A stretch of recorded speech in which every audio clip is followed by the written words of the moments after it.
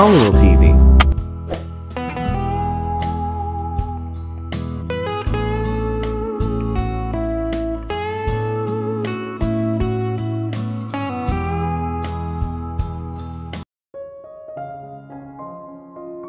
Hindi ako papayag, Claudia. Dumagundong sa buong kabahayan ng sigaw ng kanyang lolo Harding. That's foolishness and utter stupidity. Kung buhay ang mami mo, siya mismo magsasabing malaking kalokohan ang binabalak mo. Wala na si mami. Huwag na natin siyang isali rito. Wika niya. 6 na buwan na yung hinihimok ang kanyang lolo na sang-ayunan ng kanyang plano. Ngunit nanatili itong matigas. But she was determined to have her way. Wala nang halos silang ari-arian, kundi isang maliit na bukirin at ang mga bahay at lupang kinatitirikan ng mansyon na iyon. She had to do something. Lolo, hindi mo ba nakikita? Tayo ang unang magkakaroon ng ganong klaseng resort at pension house sa mga Pilipinas. Dadayuhin tayo. Magkakaroon tayo ng income. Giit niya. Hindi siya sanay na walang pera kaya nahihirapan siya sa sitwasyon niya. Hindi na siya nakakasama sa gimmick ng mga kaibigan niya. Nahihiya naman siyang aminin na wala siyang pera. Kaya naman sumidhi ang hangarin niya na maisakatuparan ng plano. It would give her the income she needed para maibalik ang nakasanayan niyang lifestyle. Anong kapalit? My house will be discreted and vandalized? Hindi ho, Lolo. I promise you that won't happen.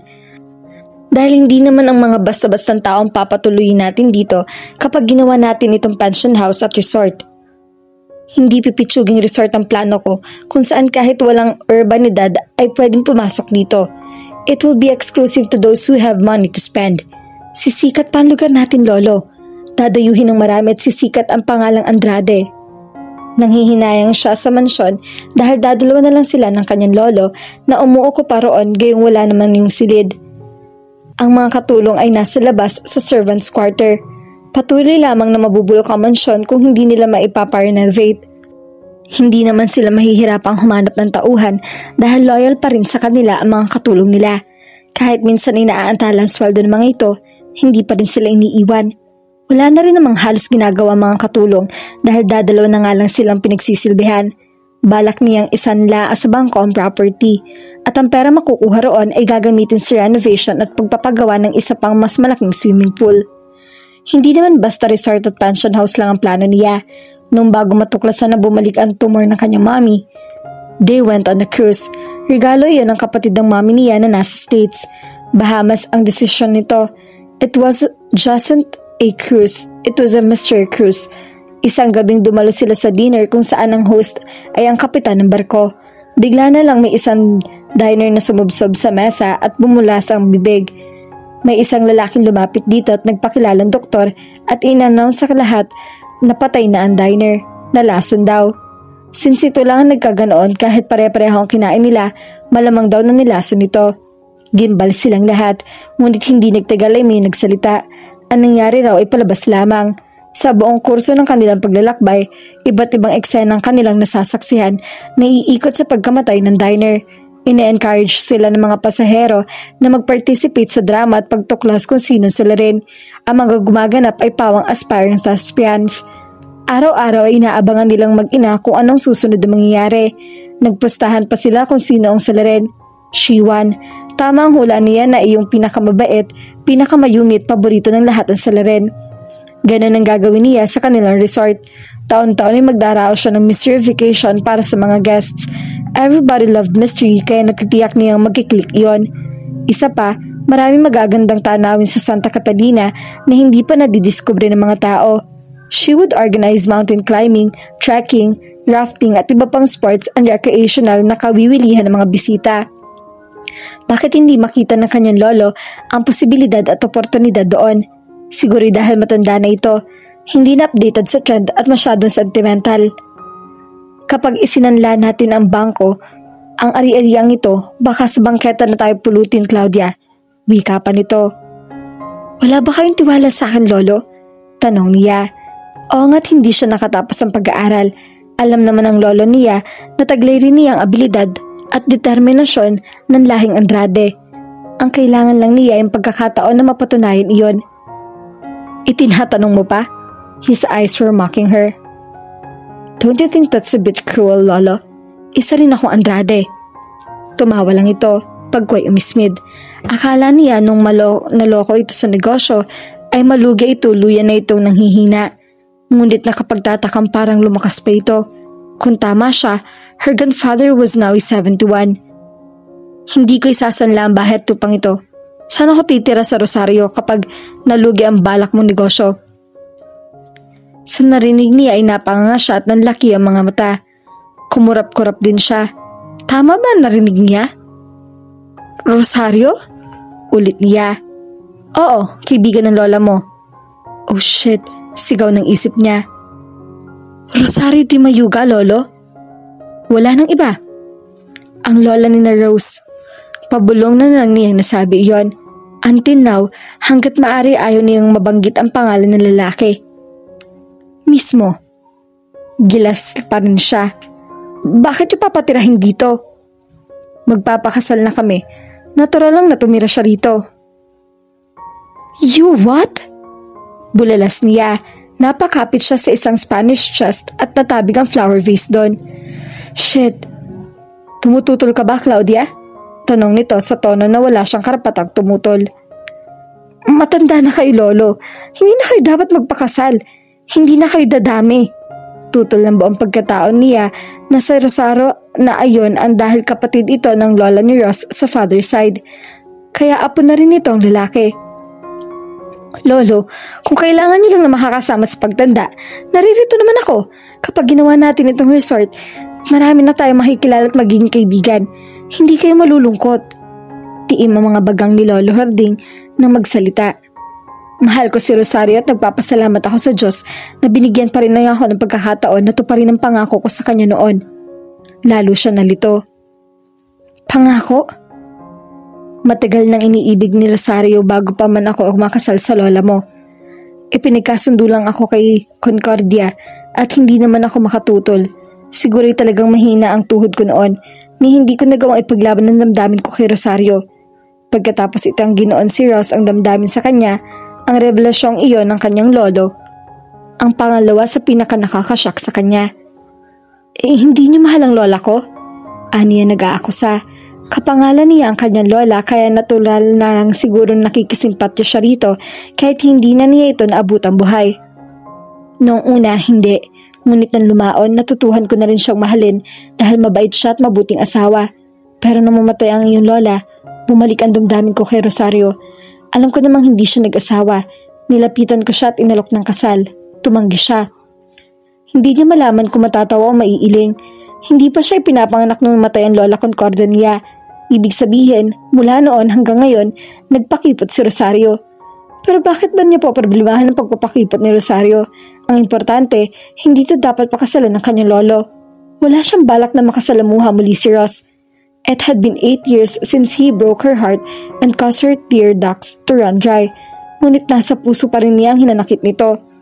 Nagkasalubong naman sila nito kung minsan, ngunit hindi sila nagbabatian. Parang hindi sila magkakilala kaya lalo siyang nagalit dito. Para kasi siya ang pinakamamalaki nito. Lalo na ngayon na na-officer na ito sa sangay ng isang malaking commercial bank sa kanilang lugar. Masasabing may narating na ito at may mararating pa. Samantalang siya, wala pa siya naumpisahan sa buhay niya. Pakiramdam niya, kapag nakikita niya si Ross, nilalait siya nito ng palihim. Alam naman kasi ni sa buong Santa Catalina na nagkalugi-lugi na ang negosyo nila at ngayon ay hindi na sila masasabing mayaman. Mag-isip ka na mabuti, Lolo. Baka naman pera lang ang habol sa inyo ng pamilya Rosario. Napatawa ito. Pera? Nasaan ang pera? Wala rin akong pera nang mahalin ko ni Rosario noon. Kaya ngayon, natitiyak kong mahal niya ako dahil wala ulit akong pera. Hindi naman kaila sa kanilang pamilya na ang mayaman talaga ay ang kanyang lola Concordia. Iyon nga lang, nakatulong ng husto ang kanyang lolo sa lalo pang pagpapalago ng kabuhayan nito. Kaya ang pangalan Andrade ay nagkaroon ng dangal at magandang reputasyon. Napakamot na lang siya sa ulo. Lolo, pwede naman magkasama na lang kayo. Kasal ang ipinangako sa kanya. Kasal ang bibigay ko. Pero, Lolo, paano naman ako? Ayoko makakasalamuha si Ross. Tumigil ka nga, Claudia. Matanda ka na. Bakit hanggang ngayon, ayaw mo pa rin tanggapin ang nangyaring inyo sa ni Ross? Mabait na bata naman yung si Ross, masipag at responsable. Kung magiging magkaibigan kayo, mas maganda dahil gusto ko mahawaan kanya ng kahit katiting na kapag responsable. Bakit parang hindi ko gusto niyong ipahiwatig, Lolo? Tanong niya. Gusto kong dito na rin tumira si Ross kapag nakasal na kami ni Rosario. Napapikit na naman siya sa Spanish chest. Sinasadya niyo ba ito, Lolo? Nananadya kayo eh. Ako sa niya. Hindi ako papayag na magiging ano nga ba siya kapag si Ross at ang kasal na ang lolo nito? Kamag-anak? Paano mo siya magiging kamag-anak hindi naman kayo magkadugo? Kahit na, sa batas magiging magkamag-anak kami. Hindi ako papayag. Hindi siya pwedeng tumira dito. Bahay ko to. Patitirahin ko kung sino gusto ko. Sigaw rin ng Lolo Harding niya. Kung inaakala mo na hindi kayo pwede magkaroon ng relasyon ni Ross dahil magpapakasal kami ng lola niya, huwag kang mangamba. Biglang sumili ang ngiti sa mga labi nito. Ampon lang naman si Ross at kung may mga papel man iyon, matagal nang nawala. Kaya problema siya ngayon. Hinahanapan kasi siya ng birth certificate sa munisipyo dahil nga magpapakasal na kami. Lalo siyang nainis na narinig. How dare you, Lolo? Kahit kailan, huwag niyong iisipin na may gusto pa rin ako kay Ross na yun. Tumutulong ako sa pagpapakasal niyo dahil ayaw ko sa ang kanila. Pues, that's already insignificant. Sinabi ko na sa iyo na ampun lang si Rosario at ng mga di mayuga. Kaya nga mas maganda si Rosario kaysa sa Trudes. Tukoy pa nito sa talagang lola ni Ross. Hindi pa rin ako papayag. Wika niya na may kasamang dabog.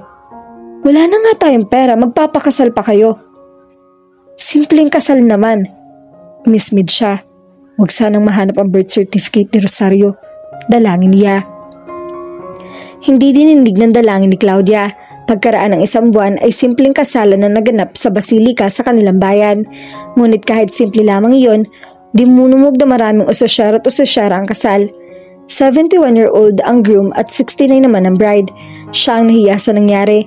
Ngunit na makita naman niyang mukhang maligayang ang kanyang lolo at si Rosario na konsensya siya.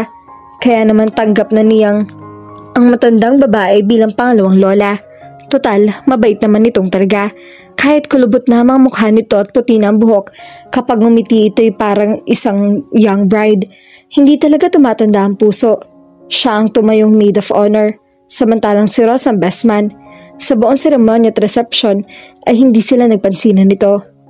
Kakainis. Wika ng kaibigan niya si Tyra, anak ng foreign secretary. Bakit? Hindi ko malapitan ng best man. Ang tindi ng nakaangkla eh. She had to agree. Kahit naman iniisnab sila ni Ross, hindi naman nakaligtas sa kanya ang babaeng kasama nito na tila ay ayaw pa iwan.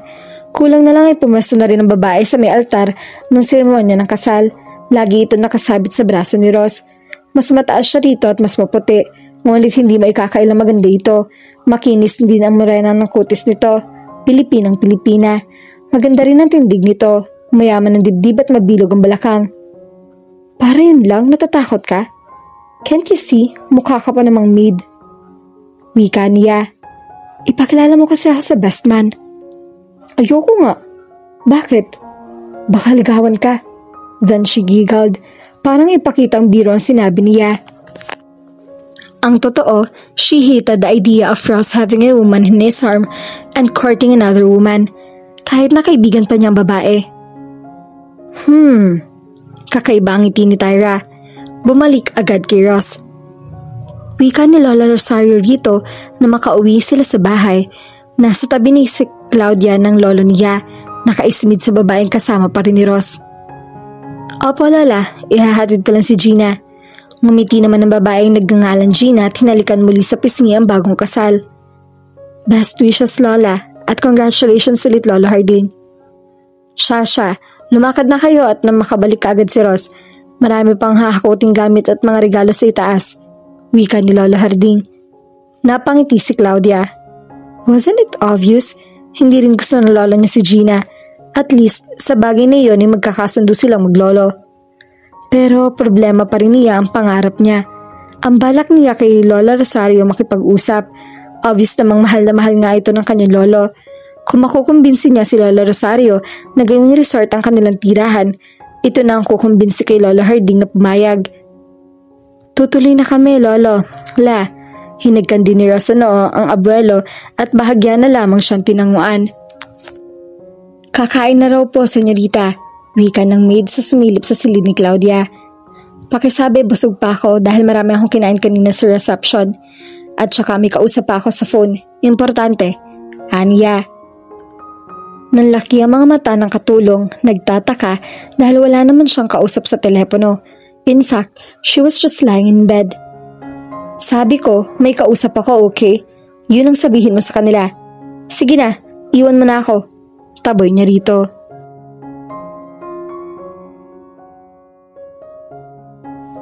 At dito na po nagtatapos ang ating kwento. Sabay-sabay po nating abangan ang susunod na kabanata. Maraming salamat po. God bless and stay safe.